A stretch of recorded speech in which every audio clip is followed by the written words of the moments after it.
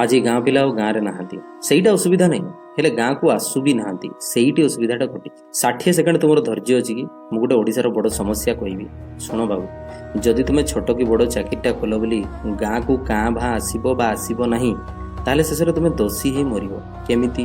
ଏଇ ଗାଁରେ ତୁମେ ବଡ଼ ହେଲ, ଏଇ ଗାଁର ମାଟି ପାଣି ପବନରେ ତୁମ ଶରୀର ଆଉ ମସ୍ତିଷ୍କ ବଢ଼ିଲା ନା କ'ଣ? ବିଗ୍ ବଜାରରୁ ସପିଂ କରି ତୁମ ବାପା ତୁମକୁ ଆଣିଥିଲେ? ତେବେ ସେଇ ଶରୀର ଓ ମସ୍ତିଷ୍କ ଏବେ ତମ ଗାଁ ପାଇଁ ଲାଗିବ ନାହିଁ କ'ଣ ପାଇଁ? ତୁମେ ସେଇ ଗାଁରେ କେତେ ମଳତ୍ୟାଗ କରିଛ, କେତେ ପରିବେଶ ବ୍ୟବହାର କରିଛ, ନଷ୍ଟ ବି କରିଛ ପରିବେଶ, ତାର ଋଣ ସୁଝିବ କିଏ? ତେଣୁ ବାବୁ, ଗାଁର କମିଟିରେ ସାମିଲ ହୁଅ, ଗାଁ ପୂଜାରେ ଟିକେ ପଇସା ଦିଅ ଓ ଯୋଗ ଦିଅ। ଆଉ ଶେଷରେ ଘୋଡ଼ା ଗାଡ଼ି ଘର ଯାହା ବି ସାମର୍ଥ୍ୟ ଅଛି ଗାଁରେ କର। କାହିଁକି ନା ତୁମଠାରୁ ଇନ୍ସପାୟାର ହେଇ ନବ ଯୁବପିଢ଼ି ଉନ୍ନତମୁଖର ହୋଇ ଉଠିବେ। ନହେଲେ ସେମାନେ ସେଇ ଲୁଙ୍ଗି ପିନ୍ଧି ଆମ୍ବ ତୋଟାରେ ତାସ ଖେଳିବେ ଆଉ ସନ୍ଧ୍ୟାରେ ଚିଲମଟା କାଟିବେ। ଆଉ ସେସବୁ ପାଇଁ ବି ପ୍ରବାସୀ ଦାୟୀ। କାହିଁକି ନା ଆମେ ତ କେବେ ତାଙ୍କୁ ବୁଝିବାକୁ ଚେଷ୍ଟା ବି କରିନୁ ନା। ତେବେ ଖରାପ ହେଲେ କାହିଁକି କହିବା ତାଙ୍କୁ? ସେମାନେ ଆମ ନିଜ ଭାଇ ଭଉଣୀ ଭଳି। କେବେ ତମେ ବି ଗାଁରେ ନଙ୍ଗଳା ବୁଲୁଥିଲ କାଳିଆ ଭୂତ ହେଇ? ଏବେ ସେଇ ଗାଁର ବର୍ଷିକିଆ କୁଣିଆ ତୁମେ ତୁମ ଗାଁର ଫରେନ୍ ଟୁରିଷ୍ଟ ହେବେ। ନା, ଓଡ଼ିଶା ବଦଳିବ ଚିନ୍ତାଧାରା, ବଦଳିବ ଓଡ଼ିଶା। ଧନ୍ୟବାଦ। ଜୟ ଜଗନ୍ନାଥ, ବନ୍ଦେ ଉତ୍କଳ ଜରଣ।